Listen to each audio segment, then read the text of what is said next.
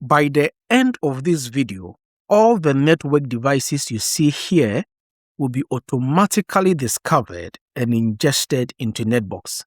At this time, when we look at our NetBox instance, we don't have any devices, we don't have any IP addresses. In fact, we don't have any object at all in NetBox. This is a clean install. What we are doing today is that we are discovering our network devices, which we have in Container Lab, automatically by setting up our ORB agent. Then our ORB agent would push this to diode, and then we'll have all those 6 devices with their IP addresses, with their interfaces, with their descriptions, all populate within NetBox. At this time, we already have our diode server set up or deployed. In the last video, we have the diode plugin in NetBox installed, and we also have our network or our devices set up in Container Lab. So the missing piece in our pipeline is simply setting up the ORB agent and asking the ORB agent to discover our network devices, push those to diode, and have them populated in NetBox. That is what today we'll do. And we'll do that by following these steps. So let's get going. Okay, so this is the terminal of our ORB server, or the server on which we install the ORB agent. The ORB agent runs as a container. So first step, you need Docker installed. In my case, I already have it installed, so I don't have to reinstall it. To confirm, I'll do Docker version. All right, so I have Docker installed. So I move on to my next step, which in my case is the first step. In my first step, step 1, we create the working directory for ORB. That is line 4. Then we give our user ownership of this directory, and then we navigate into it. We've seen this in our previous videos. So let's do step 1. All good. So step 1 done. Everything we do with regards to the ORB agent would be in this directory. So we go to step 2. In step 2, we set our credentials. Now, if you would recall in the last video where we set up the diode server, so let's go back to our pipeline right here. We said that the ORB agent needs some credentials to push the data that it discovers into diode. And when we set up the diode server told us which credentials to use. We can still go back to our diode server and check that. So let's do that. So I am on my diode server. When we check the client credentials.json file, we see 3 credentials. What is of interest to us is the diode ingest, because now we are pushing the data that we discovered or that ORB discovered into diode. Diode needs to ingest that. So this is the credential that we need for this setup. So step 2, we set those credentials, the diode client ID and the diode client secret. So we set our diode client ID, we export it, then we do same for the client secret. Let's clear our screen now.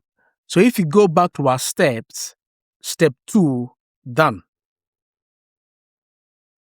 Step 3, we create our SNMP extension file. Now let me explain why we need to create this SNMP extension file. So if we go back to our pipeline here, When the ORB agent, that's the SNMP discovery, it will show the device model as the raw OID. What that means is that by default, without adding step 3, if ORB agent, thus the discovery, pushes it to diode shows it in NetBox, and we go to NetBox, the device type here, we will see it as a couple of numbers, which is the raw OID. We don't want that. We are just mapping that raw OID to a human-friendly name. That is what we are doing with step 3. So before we create this file, we need to create a new folder. So let's do that. Right here, we create our SNMP extensions folder or directory. Then we can create our file. I'll show you where you can get further details with regards to which OID maps to which human-friendly name. Okay? So step 3 done. Step 4, we create the agent YAML. This is the heart of this setup. So we need to spend some time here and understand exactly what is going on. So if we come to the official NetBox documentation, so let's see the overview for the ORB agent right here. It says that the agent.yaml file has 3 main sections: the config manager, the backend, and the policies. The config manager specifies how ORB would retrieve your configuration information, basically the policies that you define. Are you defining that locally in the agent.yaml file, or those policies exist, for example, in Git? At this point, those are the 2 options, local and Git. In our case, the policies exist right within our file. So we say that config manager local. Now, to backends. If we come back here, the backend, in simple terms, it determines how you are discovering your network and what you want to see in that discovery. There are 4 backends at this time: network discovery, device discovery, worker, and SNMP discovery. As I said, this is the heart of this whole setup. So let's spend some time and ensure that we understand exactly what we are doing. So if you look at device discovery, it says that device discovery would leverage Napalm. So would connect to our devices using Napalm. Then we can obtain this kind of information, which we call the diode entities. So device, interface, device type, platform, and all of that. The device discovery allows us to get more detailed information. Then we can check the supported platforms. That is our first backend, device discovery. And you can look at sample configuration, the parameters that you would use, and all of that. Then, the next backend or discovery backend is network discovery. This would use Nmap. It will scan your network and it will discover only IP address information. That is the entity you would see when you use the network discovery backend. So very limited information. The third one is the custom worker backend. Just think of this like a versatile backend that you want to use to execute your own custom Python script packages that you write.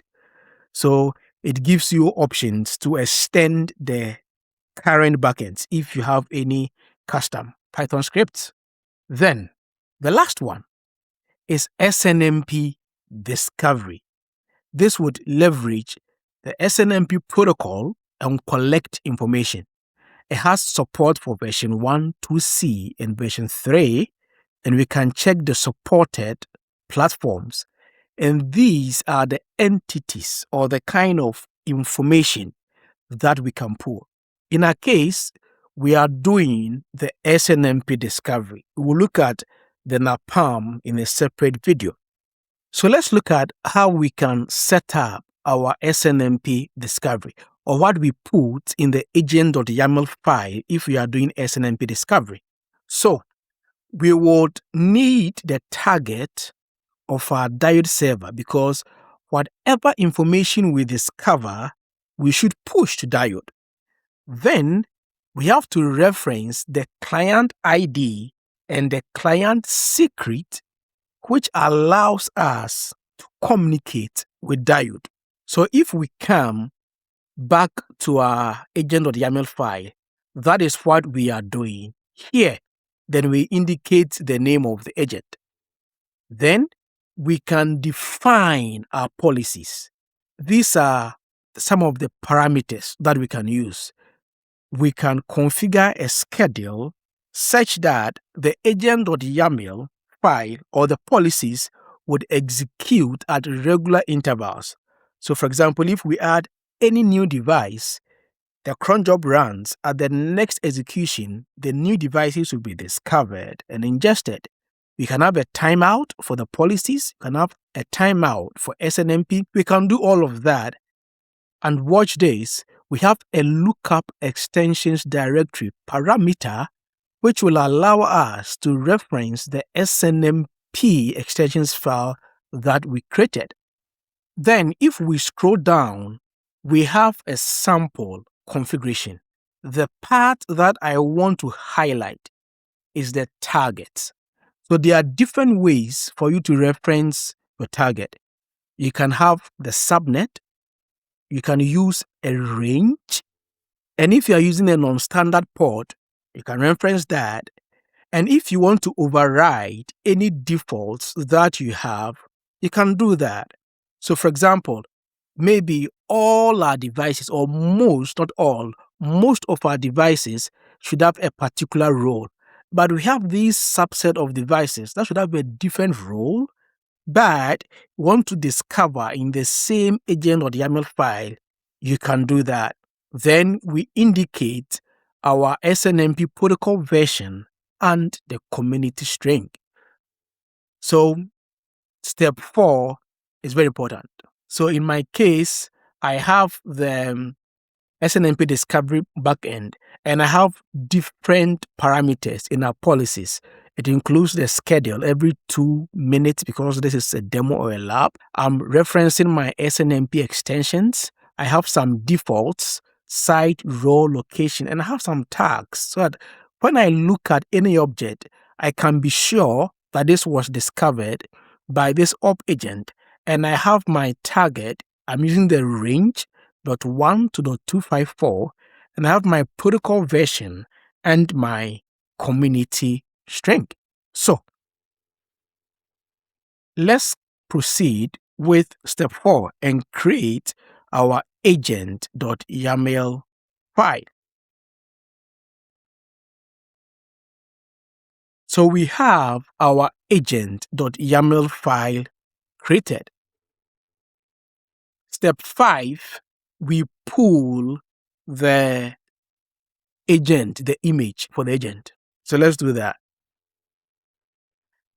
This should take just a couple of seconds to do.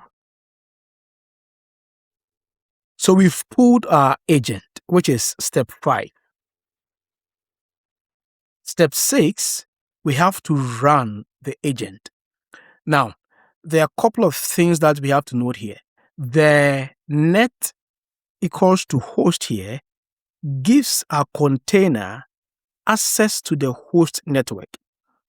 We need this to be able to reach the container lab management network.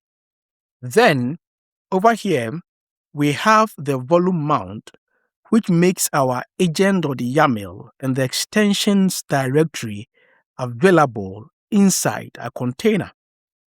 Then we have these E flags that pass our exported credentials into the container.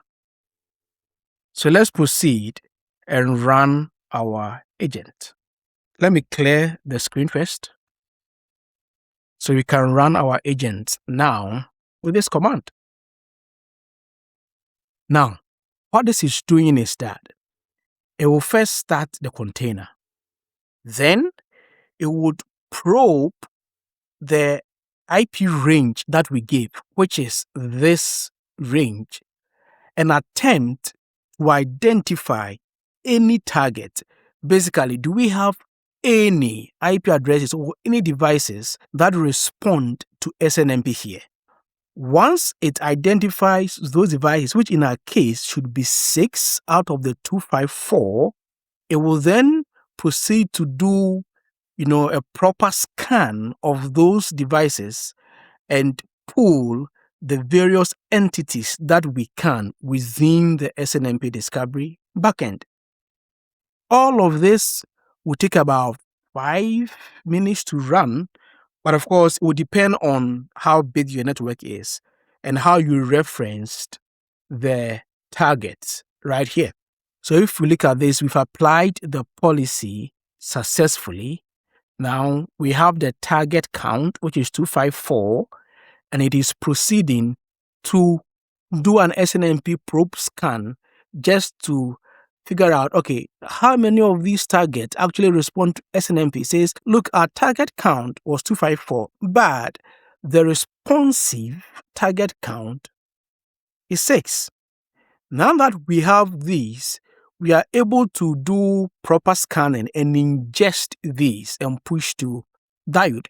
So if we come back to NetBox, at this time, we go back to the main page, come back to devices, there is nothing here. When the probe completes everything and we come back here, we should see some devices. When we go to our interfaces, we should see some interfaces. When we go to IPAM and we check IPAM right here, and we check IP addresses, we should see some IP addresses, same as our MAC addresses. So let's give this about 5 minutes and we'll come back to it. All right, so let's take a look at what we have. So this actually began checking around, let's say 14 and 18. Yeah, so about 5 minutes, we have some information that SNMP crawl is complete and that we have some entities ingested successfully. Then we have some IP addresses. So it looks as if something is happening, all right? So let's come back to NetBox and see what we have. So if you go to devices, we have leaf 1, leaf 2, leaf 3, leaf 4, spine 1, spine 2. Now, if you look at this clearly, you can see that we still have some discovery happening because not all our devices have the leaves populated, all right? So we'll just give this some time and we'll see that everything is populated. As we do that, let's look at what else that we have. So if we come to, let's say, site, for example, we have our lab site, which we referenced in our agent.yaml file. If we go to devices and look at device roles, we have the switch device role, which we referenced. We have the device type, which is the Arista COS. Then if we go to interfaces, we have some interfaces for different devices. Then if we go to IPAM and we look at IP addresses, we have some IP addresses. But how do we know that these were actually discovered automatically by our ORB agents? So as I said, now we have all of these discovered. So if you look at leaf 1, For example, we can see our tags, right? So that is a good sign. We have the ORB and the SNMP discovery. These were tags that we had in our agent.yaml file. Then we have description, we have the serial number, we have the primary IPv4 address, we have the role, and we have a number of things. Now, if we look at interfaces, we have all the interfaces on this device that we discovered. If you look at the change log, we have an idea, right? Username being diode, discovering all of this, and we have an idea of what it actually discovered and added, and all of that. So none of the information that we have here, none was added manually. All of these were discovered automatically by our ORB agent and imported. And we can see that also from our change logs. We can see when it was created, when some of the objects were updated, and all of that. Devices, IP addresses, interfaces, descriptions. If we go back to, let's say, a device, then we go to this device, go to interfaces, we look at an interface, the MAC address, all of that discovered automatically.